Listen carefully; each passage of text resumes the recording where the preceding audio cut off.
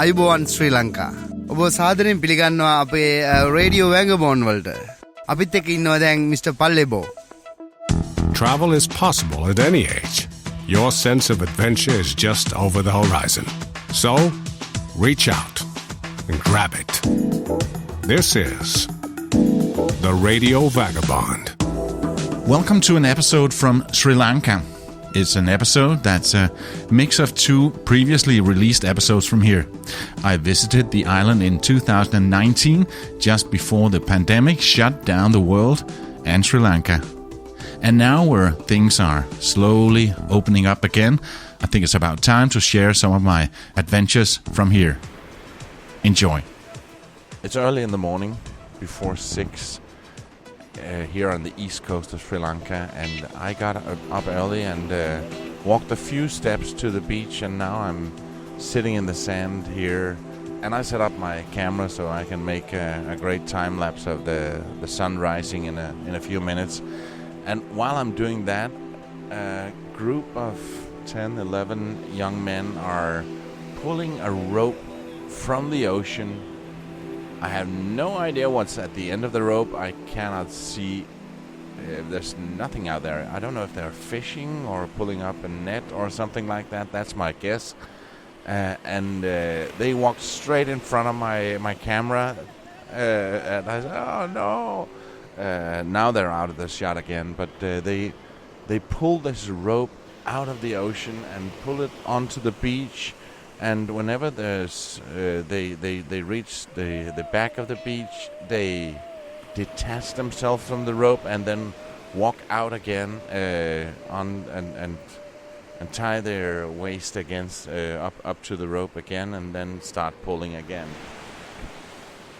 It was a net with fish they were pulling out of the water, and at some point I went over there and helped them pull the rope. Somebody told me that when tourists do that, they share a few of the fish with the people that have helped them. I didn't stay to the very end. I needed to go and get ready for the next day of exploring. You can go to theradiovagabond.com and see the pictures that I took this morning. As I mentioned, we're staying at a hotel that's literally on the beach, just a little bit north of Trincomalee. The hotel is called Pigeon Island Beach Resort, and it's a place I wish I had the opportunity to stay for a week, especially when I saw that they also have a scuba diving center. It's been too long since I've been scuba diving. But the itinerary didn't give me time for that, so I guess it just gives me a reason to come back to Sri Lanka. And now, facts about where we are. The highest point in Sri Lanka is Mount Pedro, reaching 2,524 meters above sea level. There are over 22 national parks and 8 UNESCO World Heritage Sites in Sri Lanka.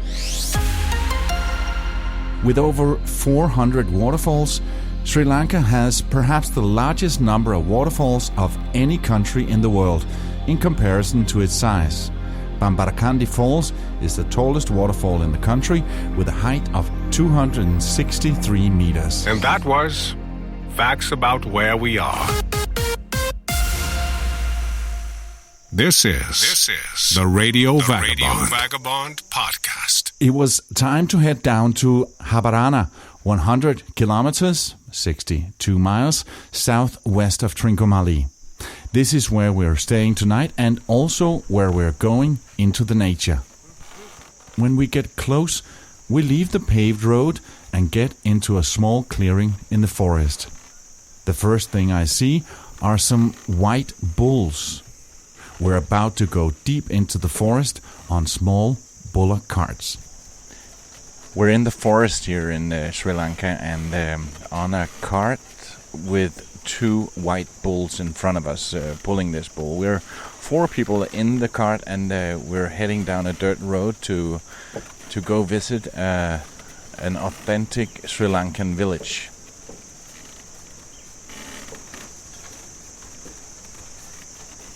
I was in the front with a guy steering the cart and controlling the bulls. We were sitting right behind the 2 bulls. He had commands for left, right, stop, and go faster. Left side this Peter. Yeah. Right side Makma language. Okay. Let's go this Hajaha. Stop this how. How? A break. Yeah. Yeah. Break. Huh? Whoa. They seemed to be quite lazy, but he was sitting right behind them, and when he swung his leg just a little bit, he would give them a gentle kick in the balls, and that would make them go fast. So that's your speeder. When it's like in a car, you push that with your right foot in the car, and then they go fast. This my language. Yeah.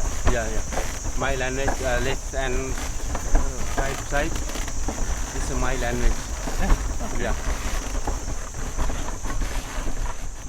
Halfway there, he gave me control of the cart and jumped off.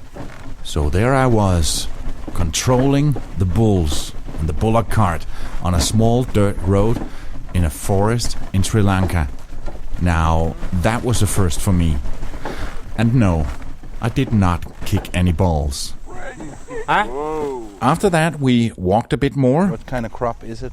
That's rice. That is Paddy, rice. yeah, paddy field rice. Okay. Down to the river, where catamaran canoes took us across. And then, after a bit more walking, we got to a small house. Inside was a smiling Sri Lankan woman about to cut a coconut in half with a big knife.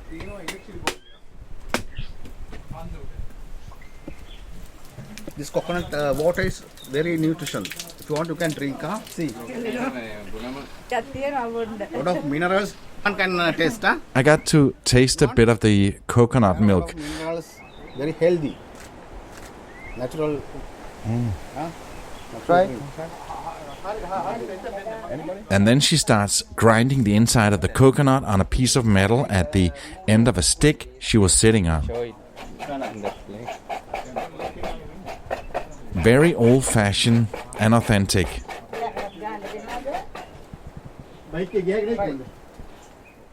Who would like to try first?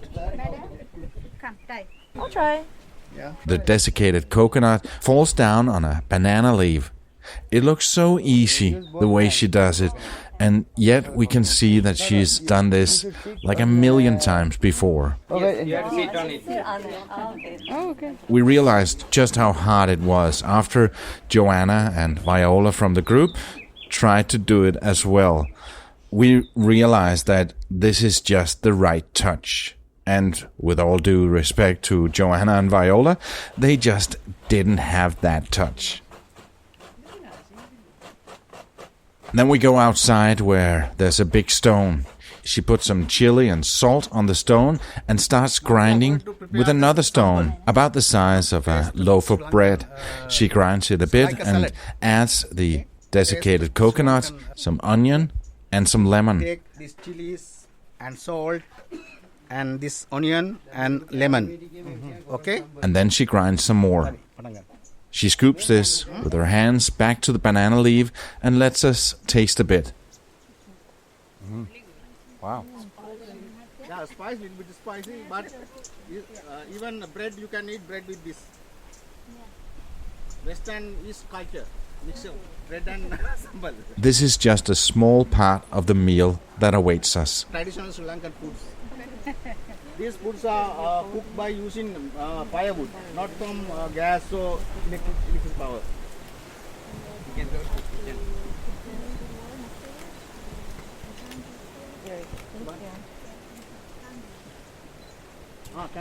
Candles. Just to warm it now. Yeah. Candles keep the food warm.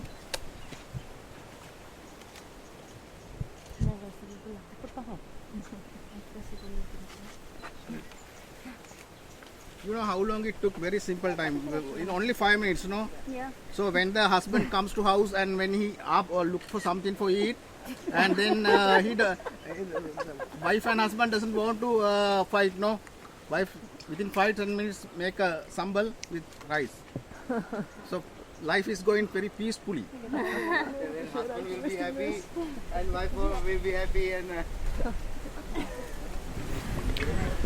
In the the side of this house, there's the kitchen area. They cook over open fire, so no electricity, no gas, and there were 2 pots simmering out there. One with the drumstick curry and one with the rice. And then we were given a small plate made out of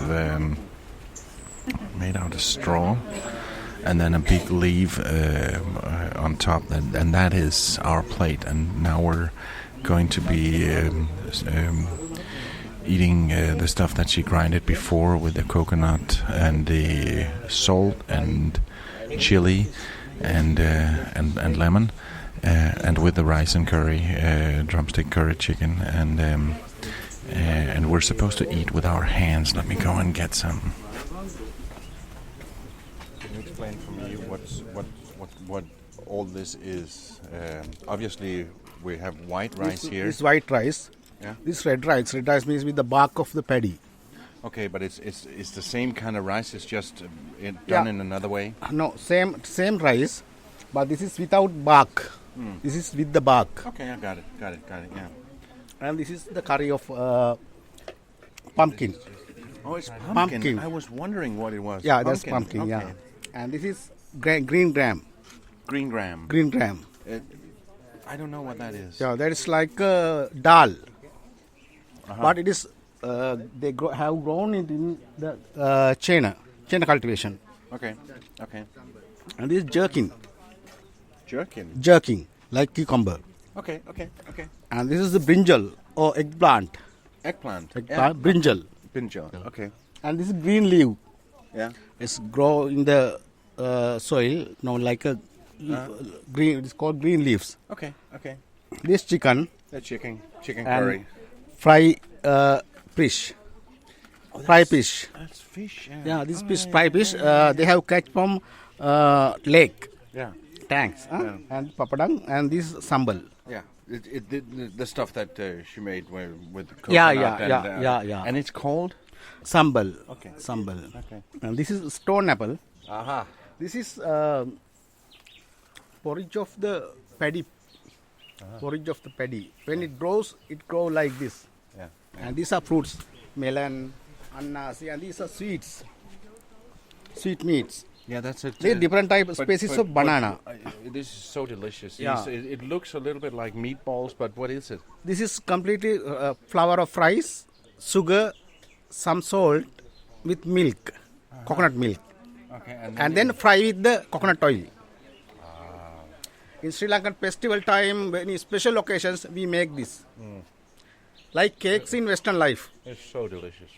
Yeah, in Western, you are offering cakes, no? Like that, we may make sweet meat.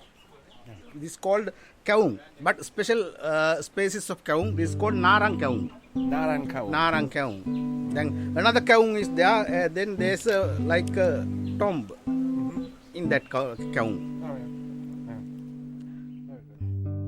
On the way back to the bus, we sailed a bit more in those catamaran canoes. We followed the river onto a lake. Very quiet and peaceful and absolutely lovely. Visiting this small village in the forest, having the authentic Sri Lankan lunch, prepared like it's been done for centuries in a small hut with a grass roof, and eating with our hands was truly an experience. But the afternoon was about to get even better. We were going on an elephant safari. Here in Sri Lanka, they don't have predator. Yeah, but in Africa, lions are eating elephants. But here in Sri Lanka, there is no predator for them. No lions here, madam. In the past, we had, before 100 years, we had, but now no lion. We have only leopards. Now they are bears. Yeah, only lion beer. You have tested? One of the best alcohol in Sri Lanka, lion beer. For the next couple of hours, we were driving around in a big area where close to 100 elephants were roaming freely, like they're supposed to. Okay, now it's time to get on my soapbox. Because if you followed me for a while, and especially heard my episodes from Chiang Mai in Thailand where I talk about this, you will know how I feel about elephant riding. You should never do that. Period. The elephant's back are not built for it, and it's just plain cruel to do so, in my opinion. A guy from the company that did the village experience and the elephant safari gave me his business card when we were having lunch. I noticed that the business card also said elephant riding. So I quietly went over to one of our guides and asked if this is something they do. He went and talked to him and got back to me and said, no, they've stopped doing that for more than a year ago. They just had more business cards that they had to use before printing new ones.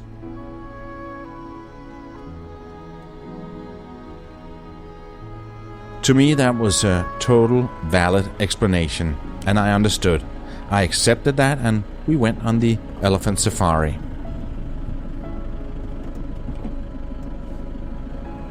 As I'm editing this episode, I visit the company's website, and I see that they still have elephant riding on there.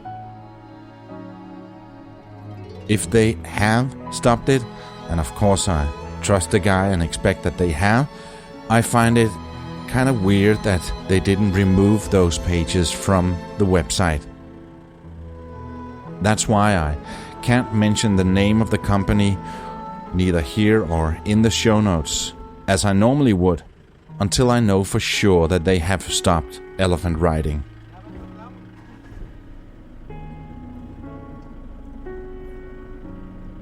If you go to Sri Lanka, and please do because it's an amazing country, do the elephant safari, do the village experience, but do your best to make sure that you go with a company that doesn't do elephant riding. Be responsible.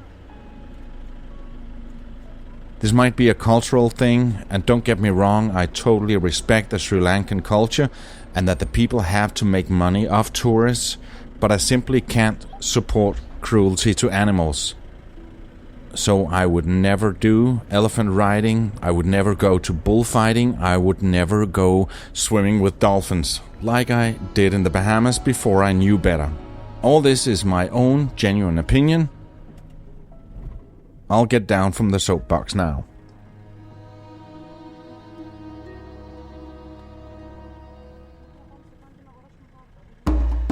Before we continue, I just want to say a deep, heartfelt thank you to the people who wrote a review in iTunes or your podcast app. This means so much to me. The next day we start out in another place here in Sri Lanka with a name that is also very, very difficult to say. Here I am on the bus recording it for myself to remember how to say it. The place we're going to is called Polonnarua.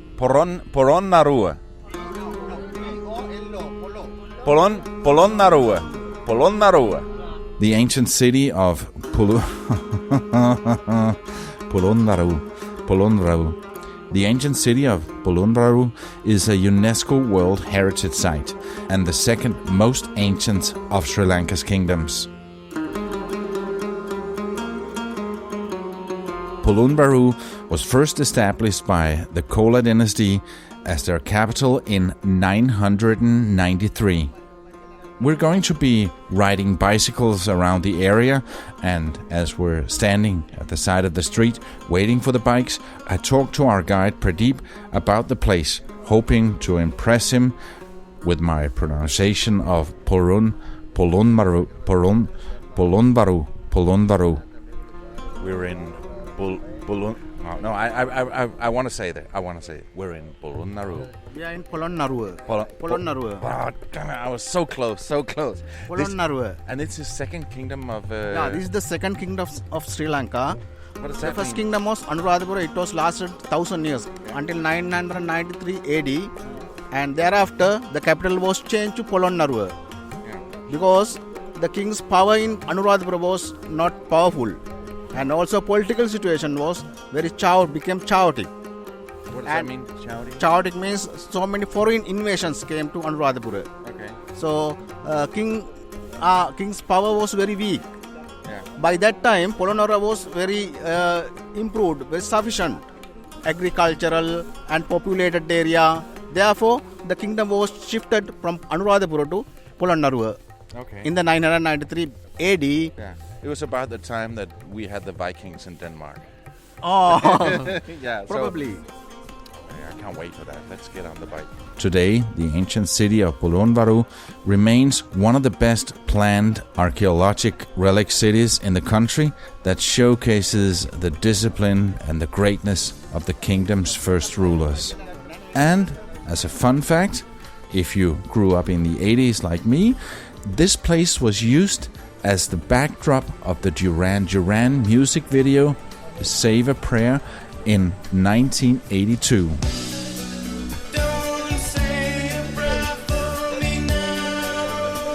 We did ride the bike, but only to the edge of the actual area, not within the area. So now we're walking around in this which is the ancient city of the kingdom of Polonnaruwa. We are in Polonnaruwa. And the way I was introduced to it yesterday is that this is the Acropolis, the old Roman ruins. It is that for Sri Lanka. It's a bunch of old ruins that date back around 1,000 years, and it's beautiful to be here. It's also the most touristy place I've been so far in Sri Lanka. I keep getting approached by people who wants to sell me a map or a little wooden elephant or anything. But it's beautiful, and wow, there's a monkey right in the grass in front of me. He's got a cool haircut. Oh yeah. Like Trump. Yeah. It's a bit of a Trump haircut.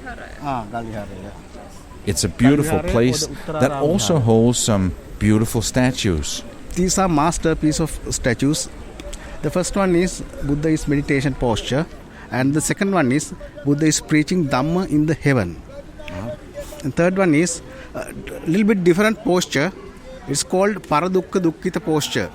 Paradukka Dukkiti. Posture. Okay. Paradukka Dukkita posture. Yeah. As you can tell, I really enjoyed saying Paradukadi Dukadi posture. I found it a lot easier than saying Polonnaruwa. Hey, I did it. When we come back, we're in for a surprise. We're just going to lunch, and then something surprising turned up at the outskirts of a forest. I had no idea this was going on, but now we're in a tuk-tuk. It's dressed up with a lot of balloons. I have received another letter from a listener. This one's from John in South Dakota. Hi, Palle. Here I am driving around on the fields of my dad's farm in South Dakota. One of my jobs is to drive around making sure that our cows are okay. It's a big area, so it can become a bit boring. And that's where I enjoy listening to your adventures. It makes time pass quickly, and it gives me an inspiration for my upcoming trip to Asia. I'm going with my best friend from high school. We're both 27, and it's our first big trip outside of the US.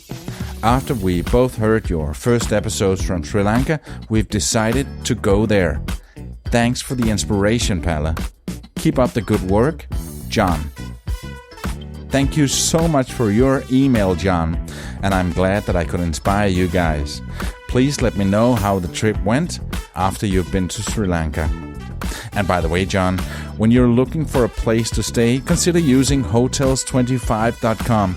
Here you can find the best prices on hotels, hostels, and guest houses all around Sri Lanka. hotels25.com. If you also want to send me an email telling me what you're doing right now, please use this special email address for this, listener@theradiovagabond.com. This is the Radio Vagabond Podcast. Next on the agenda was lunch at Hotel Sigiriya, with a magnificent view of the iconic Sigiriya rock.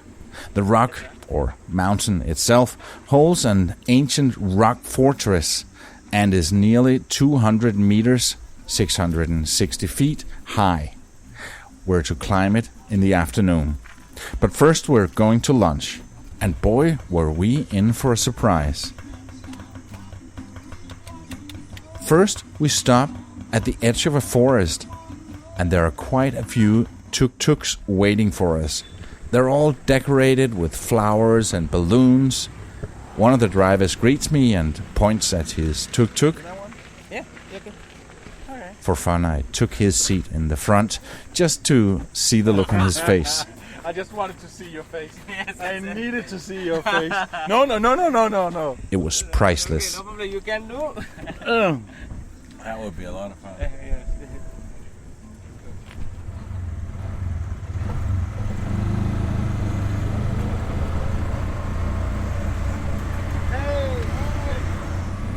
I had no idea this was going on, but now we're in a tuk-tuk. It's dressed up with a lot of balloons. I'm not exactly sure where we're going, but we're inside a forest, and it's a lot of fun. After a short drive, we get into this luxury hotel and are greeted by local music and dances that take us to the back of the garden, passing the pool. Here we could experience how people were preparing the traditional food in the old-fashioned, authentic way, like we saw in the village earlier. I asked the general manager of the hotel, Suresh, to explain where we are. We are actually in the center of the cultural triangle. The hotel is Hotel Sigiriya, and also we have a nice swimming pool up there. While you are dipping, you can still see the Sigiriya rock. People who don't want to climb Sigiriya rock. That's the unique That's about the thing unique about in this part of the area. To explain it to people who haven't seen it, it's a huge just a rock matter in the of- middle of nowhere. Exactly. We are in the back garden, you can say, of the Yes. hotel. We passed the swimming pool, That's and down here you built an outdoor kitchen. We do actually. Now you would see we have made the atmosphere like traditional Sri Lankan village sort of a kitchen here. Where Sri Lankan is quite popular for traditional curry. As you see, chefs are really busy with making some curries, and like they are trying to spoil you out today. Yeah. With all. And I see that people have already started taking food, so I'm hoping they're leaving something for me. I'm sure. Yes, you will have something. Yes. But you got to be fast because the foods are really tasty. Yeah. We're sort of not at the coastline, but we're in the middle of the island, and Yes. and still a lot of people come visit this part of Sri Lanka. Most actually, I would say about 90% of the visitors who come into Sri Lanka, they don't miss out this area because there are plenty of things to be done in this part of the island. Hiking, and there are the rocks and the mountains and the bird watching. There are plenty of bird watching. We do have a naturalist in-house and who will take you around, and you will see about nearly about 100 varieties of birds here. Even during the vicinity, even within the vicinity, you do see that. And elephants and plenty of night animals. On the way here, there was an elephant walking on the road as well. That's quite normal. That's quite normal. It is. For us, it's maybe a dog, or in some countries, it's maybe a cow. But in the dark, you but would here- you will see plenty of them are here. Oh, really? Yes. Yeah. But no harm, and they get used to it. Like people who are passing the road, and no harm. Suresh, thank you very much. You're welcome, Phil. Make sure to go to theradiovagabond.com to see pictures of this unique place.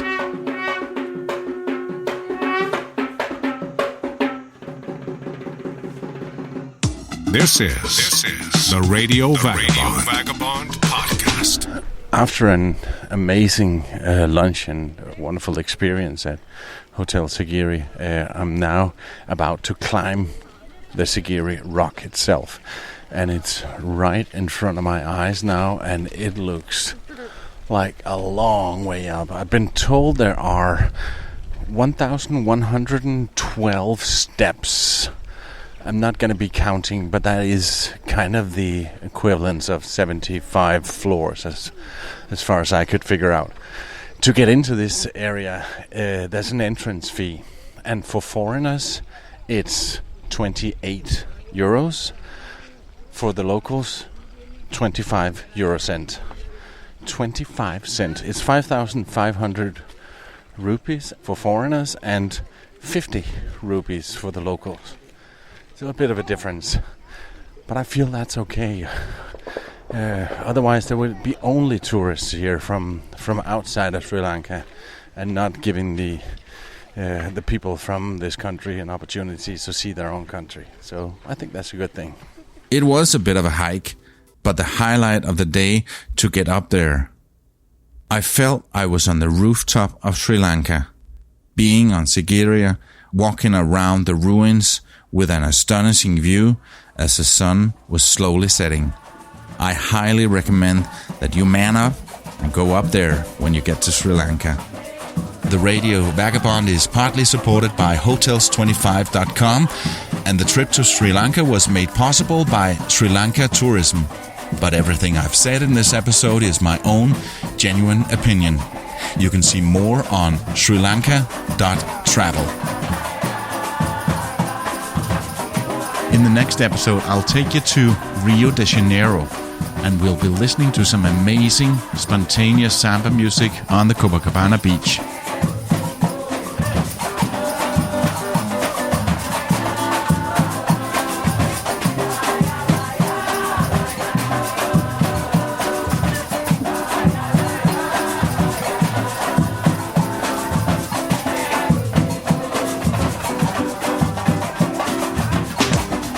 My name is Palabo, and I gotta keep moving.